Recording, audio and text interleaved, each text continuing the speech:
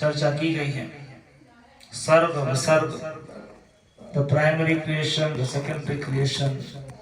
तो जिसने श्रीमद् भागवतम के दर्शन किए उसको श्री भगवान के दर्शन प्राप्त हो गए हैं। तो ऐसा बताया गया है कि पहले 2 स्कंद, कितने स्कंद है श्रीमद् भागवतम में? 12 स्कंद है, ठीक है ना।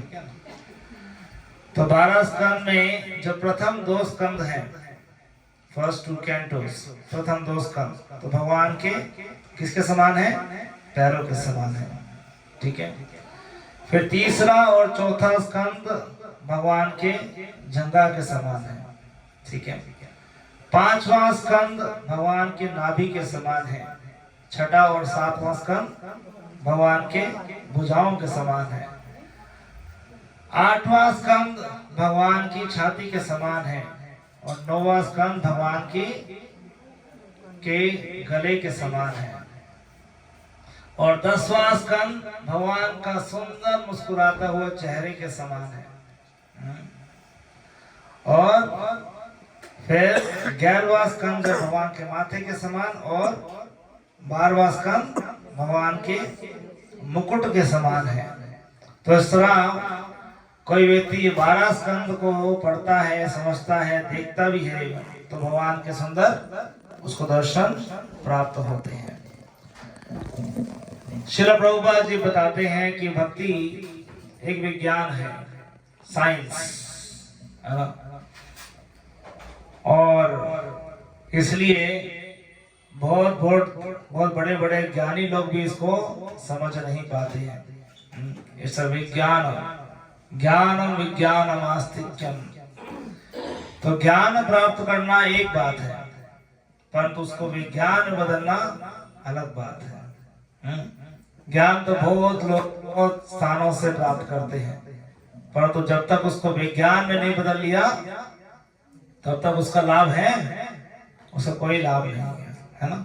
उसको कहते हैं ज्ञान भार, ज्ञान को भार कर लिया। जैसे उदाहरण के तौर पे आपने MBBS तो कर लिया परंतु उसको प्रैक्टिस नहीं कर रहा, तो क्या हुआ? उसको बेकार है ना। आपने LLB तो कर लिया परंतु उसको प्रैक्टिस नहीं कर रहे, तो क्या फायदा उसका? तो उसी प्रकार से यदि आपने वेद शास्त्र को तो पढ़ लिया परंतु उसका मर्म नहीं जाने, उसको जीवन में नहीं उतारा, तो फिर क्या फायदा है ना। सो अंतिम लक्ष्य क्या है? ये सब कुछ जानने का, पहचानने का, चर्चा करने का क्या लक्ष्य है? भगवान को जानना, भगवान से प्रेम करना, है ना। ये जो है मूल लक्ष्य है। वैदिक शास्त्रों को जानना, पढ़ना, इसका मूल लक्ष्य है कि भगवान से प्रेम विकसित करना, ठीक है। वेदेश सर्वे अहमेव वेद्यो वेदांत कृतवेद द्विवेद चाहम। श्रीमद् भगवद गीता के 15वें अध्याय के 15वें श्लोक में बोला गया, सर्वस्य चाहम हृदय सन्निविष्टो मत्तः स्मृतिर ज्ञानम उपमन्यम।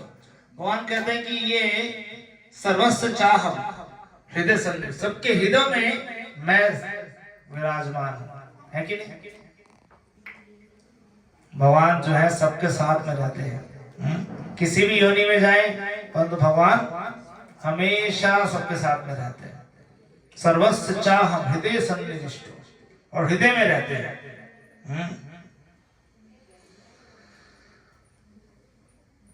हम भगवान को जरूर भूल गए परंतु भगवान नहीं भूले हैं। बच्चा पिताजी को भूल जाए परंतु पिताजी अपने बच्चे को कभी नहीं भूलते। तो भगवान कहते हैं मत्तः स्मृतिर ज्ञानम अपवनम च। मेरे से ही बुद्धि आती है। आप में से कोई है जो वैज्ञानिक हो, कोई समझदार, इतना समझदार हो कि आप बुद्धि को बना सके? भगवान कहते हैं मेरे से बुद्धि आती। मत्तः स्मृति, जब आप रात को सोते हैं तो सुबह कौन आपको याद दिलाता है कि आप कौन है? कैसे याद आता है कि आपको जो है आप इस, क्योंकि रात को सोते हुए तो स्वप्न में तो कुछ याद नहीं रहता ना किसी को भी, और जब उठते हैं तो याद आता है ना कि मैं ये हूँ, मैं अग्रवाल हूँ, मैं ये हूँ, मैंने ये डिग्री प्राप्त किया, ऐसे किया। स्मृति, इसको कहते हैं स्मृति। भगवान स्मृति देते हैं। ज्ञानम, इस ज्ञान के रूप में जब भगवान अपने आप को दे रहे हैं, this is called transcendental knowledge. इसको कहते हैं दिव्य ज्ञान। ये भौतिक ज्ञान नहीं है। भौतिक ज्ञान इस जगत के साथ में जो है, इस शरीर के साथ में विनष्ट हो जाता है, होता ही नहीं होता। जो भी आपने किया हो, पढ़ा हो, लिखा हो, जो भी आपने सीखा हो इस जीवन के अंदर, परंतु इस जीवन के साथ वो समाप्त हो जाता है। परंतु आध्यात्मिक ज्ञान वो कभी समाप्त नहीं होता। जो आपने ज्ञान प्राप्त कर लिया, जो भक्ति कर ली, वो परमानेंट एसेट बन जाती है। नेहा विक्रम नाशो अस्ति प्रत्यवायो न विद्यते स्वल्पम अपि अस्य धर्मस्य त्रायते महतो भयात्। एक छोटा सा अगर आप प्रयास करते हैं तो भगवान बड़े से बड़े भय से आपको निकाल देते हैं। बड़े से बड़े भय से आपको मुक्त कर देते हैं। हमको समझ नहीं आएगा कैसे करते हैं, कैसे जो है ये सब चीजें होती हैं, वी डू नॉट नो, क्योंकि हमारे इंद्रियों से परे की बात है कि भगवान किस प्रकार से हमारे जीवन के अंदर हस्तक्षेप करते हैं। अपोहनम च, अपोहनम का मतलब है भूल जाना, भुलाना। क्या आप में से किसी को याद है कि आप पिछले जन्म में कौन थे? उससे पहले, उससे एक जन्म याद है तो पिछले कौन से याद होंगे? एक जन्म की यादें तो है ना, यादें याद रह जाती हैं, है ना, कहावत ना, यादें याद रह जाती हैं। उसको निकालना बड़ा मुश्किल होता है। परंतु तो कई बड़ी बड़ी घटनाएं निकल जाती है जीवन से, वो हम तुरंत भूल जाते हैं, उसको थोड़े समय में ही भूल जाते हैं। परंतु कुछ ऐसी घटनाएं होती है जो हमें पूरे जीवन भर याद रहती है। क्या हमारे हाथ में है कि याद रहना या ना याद रहना? हम कहते हैं कोई ऐसी गोली दे दो जो है मेरे दिमाग से निकल जाए, फट जाता सर, वैसे लोग कहते हैं हमें। कई बार चीजें ऐसी अटकी होती है, वो पता नहीं कितने सालों से वो चीजें अटकी हुई हैं दिमाग के अंदर और भुला नहीं पा रहे उसको। भगवान की कृपा से ही जो है ये चीजें, अपोहनम भी भगवान की कृपा से होता है। भगवान कहते हैं मत्ता स्मृति ज्ञान अपोहनम च वेदेश सर्वे अहमेव वेद्यो। वेदों को जानने का एक ही मतलब है, मुझे जानना। वेदांत कृतवेद द्विवेद चाह। इसलिए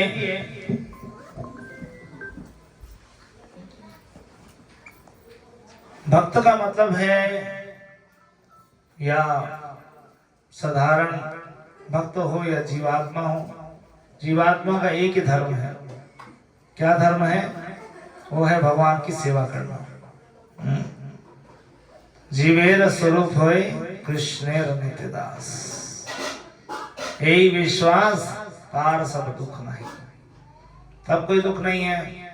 जीवात्मा ये भूला हुआ है कि मैं किसका दास हूं? मैं भगवान का दास हूं, मैं कृष्ण का दास हूं। यही विश्वास तार सब दुख नहीं। ये विश्वास हो जाए तो फिर दुख कहाँ का है? दुख तब तक का है जब तक ये याद नहीं है, ये स्मरण नहीं है। इस सभी वेदों का यही मत है कि आपका स्मरण कभी भी ना छूटे। स्मर्तव्य सत्यम विष्णु विस्मर्तव्य न जातु चित्त। सर्वे विधि निषेधास्यु एतयोरेव किंकरः। बताया गया है कि अभी तो हमें कुछ कुछ चिंताएं रहती है ना, कुछ कुछ पड़ा रहता है। तो बोला गया है कि स्मर्तव्य सत्यम विष्णु, भगवान का स्मरण जो है हमेशा बना रहे और उनको कभी भी हम ना भूलें। विस्मर्तव्य न जातु चित्त। सर्वे विधि, जितने भी विधि पालन करते हैं हम, श्रवण कीर्तन करते हैं, नाम ये उच्चारण क्यों कर रहे हैं? ताकि कुछ चला जाए, कुछ अंदर चला जाए, कुछ अटक जाए, कुछ जो है रह जाए, है ना, और कुछ जो है कैरी ऑन हो जाए। सर्वे विधि निषेधास्यु एतयोरेव किंकरः। सब इसके दास दासियां हैं। किसके? सारे विधि विशेष जो हम पालन करते हैं उसका एक ही लक्ष्य है कि कृष्ण के प्रति अपना प्रेम बढ़ाना। कृष्ण का स्मरण हमें हमेशा बना रहे। हर योनि में, हर स्थान में, हर परिस्थिति में, हर काल में कृष्ण का स्मरण जो है बना रहे।